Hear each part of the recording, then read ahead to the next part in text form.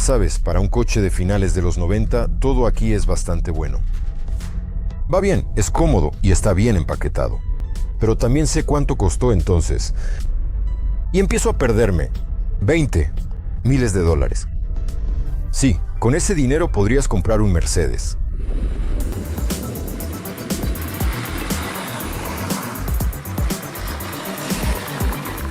No soy artista ni diseñador, pero el coche parece, por decirlo suavemente, inacabado.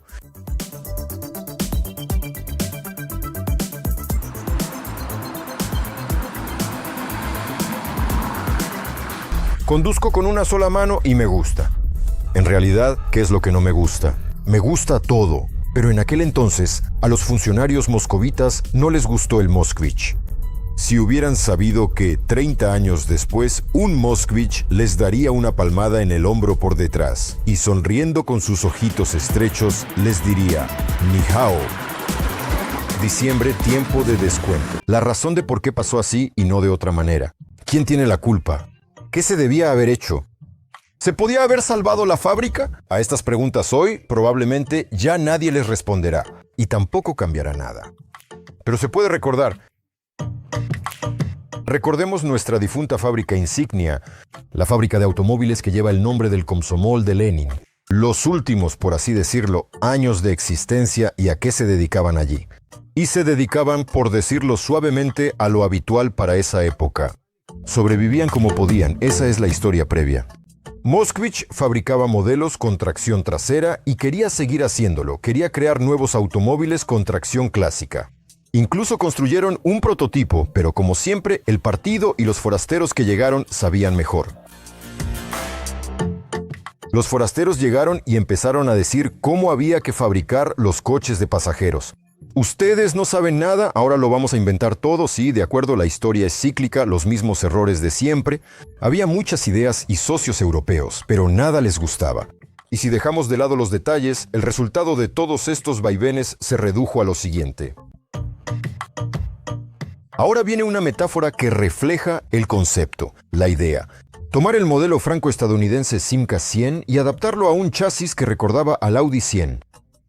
Pero para que el motor fuera el nuestro, el viejo, porque hacer uno nuevo, bueno, digamos suavemente, muy suavemente, no había equipo para eso, más o menos así. Este fue un breve resumen del surgimiento del nuevo modelo Aceto LK 2141. El nuevo automóvil de tracción delantera salió de la línea de montaje en 1986 y, hay que reconocerlo, era bastante moderno para su época. Pero el tiempo pasaba. Había que renovarse, pero los tiempos ya eran otros y sobre todo no había dinero. En 1997, el Moskvich pasó por un restyling, si se puede decir así, y nació el Svetogor. Si piensan que los Kniazia son una continuación de Svetogor, no es así. Aquí todo es mucho más complicado. Kniazia, hijos del Moskvich, 2142. Se construyeron pocos, 42. Aproximadamente 30 unidades. Pero la novedad no gustó al Varyag, que ustedes conocen. El 2142 fue desarrollado aún por la Escuela de Ingeniería Soviética. Se planeaba para el año 92 sacar al mercado un sedán. No salió bien. Con la llegada y a finales de los 90, Rubén decidió personalmente arriesgarse y lanzar modelos que, según él, eran magníficos. Sobre la base del 2142 crearon el Kniaz Vladimir y después imaginaron el Kalita y se equivocaron. La apariencia de las novedades iba al ritmo de los tiempos, solo que por su propio camino, torpe y particular. El sedán. Bueno, la parte central del Simca no se puede confundir con nada, salvo por este inserto divino. Me refiero a las puertas, pero el techo es igual al del Kniaz Vladimir. Y la parte trasera. Aquí en general hay muchas piezas originales y son un dolor de cabeza para los restauradores. Por supuesto los faros delanteros, ¿o no? Tremendos faros. Pero sí están, solo que bajo una cubierta transparente el faro Svetogor de Hella. La parrilla del radiador es de acero, recubierta de cromo y sugiere un aire de Rolls-Royce al automóvil.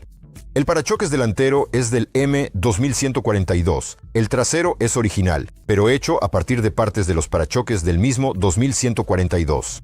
Todo esto se ve irreal, igual que las luces traseras.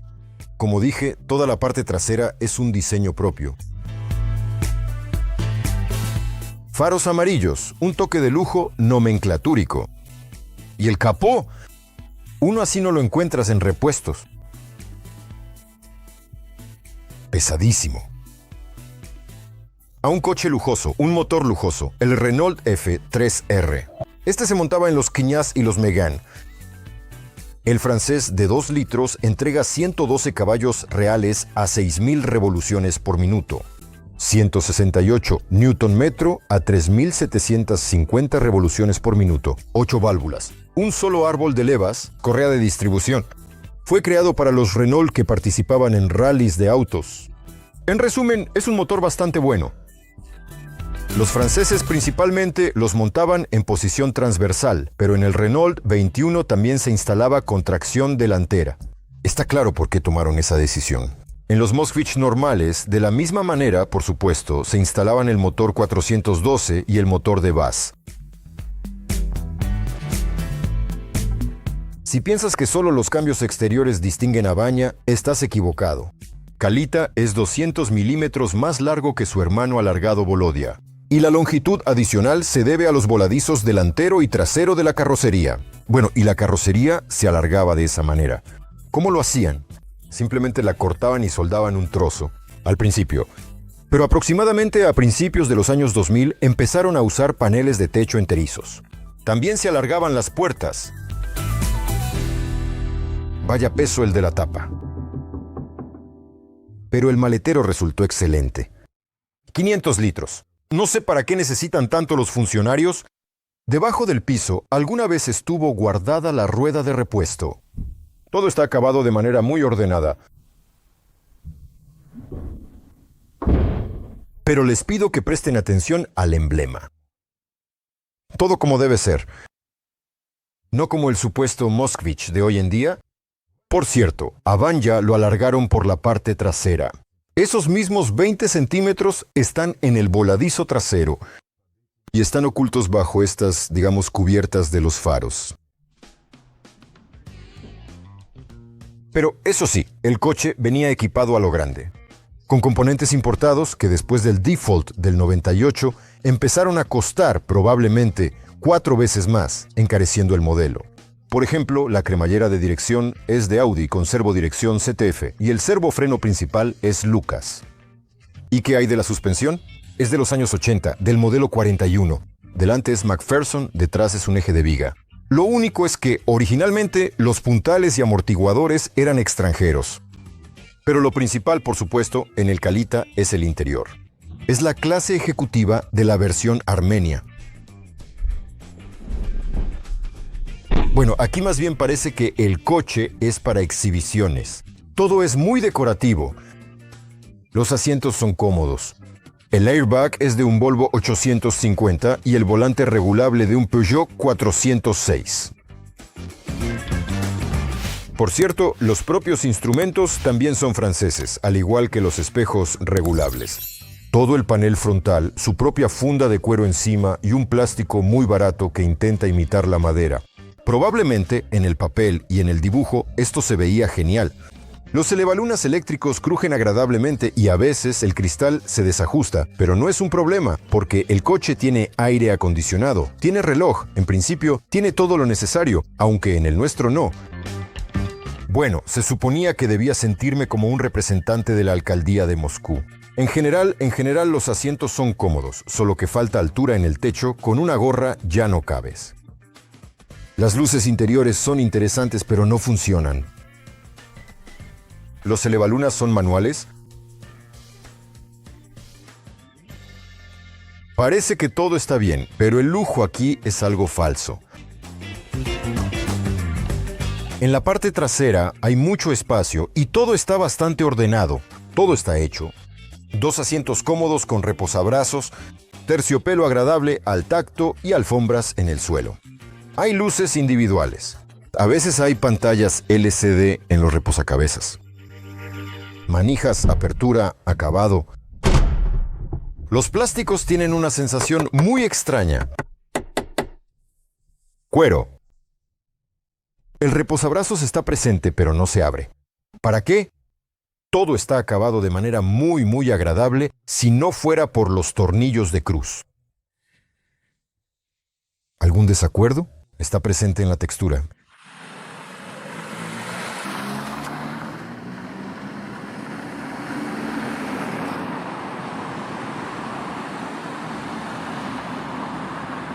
Y además anda muy bien. Tiene una base más larga, bueno, en comparación con el 41.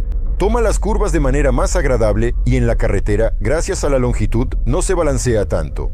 Pero lo mejor que le pudo pasar al Moskvich fue el motor francés. 12,5 segundos en teoría en una pieza de museo. No puedo acelerar así, ya que conduzco por el territorio del museo. Estoy en Verkhnaya Pishma. Estoy paseando entre los ejemplares. Hay tantos en el museo que el propio museo parece más una ciudad. ¿Cuántas hectáreas? No lo sé, pero sé que ese número no les dirá nada a ustedes tampoco. El museo se hace más y más grande cada año. Entonces, ¿cuántos Moskvich se fabricaron? La producción de Iván Kalita era prácticamente artesanal. Desde 1998 hasta el final de la producción y la solemne desaparición de la fábrica en 2001, solo lograron ensamblar 44 unidades. Se maneja realmente como un coche extranjero, solo que con el toque de una alfombra persa. Es demasiado llamativo y dan ganas de esconderlo de la vista, porque tanta ostentación da un poco de vergüenza. Así es también el gobierno de Moscú. No se dejó llevar por semejante lujo desmedido. Dieron dinero para mantener la fábrica, hicieron planes, compraron un par de coches, pero no tuvieron fuerzas para seguir sosteniendo la planta AZLK. Y en realidad la fábrica tampoco se sostenía. Todo esto resultaba muy familiar. Una caída controlada hacia el abismo. ¿Por qué? La tierra en Moscú siempre ha sido cara, aunque eso no es del todo seguro. Vas sentado en el asiento trasero, saliendo del ayuntamiento, pensando en el pueblo, en cómo estarán, pero tú estás cálido, cómodo y empiezas a soñar.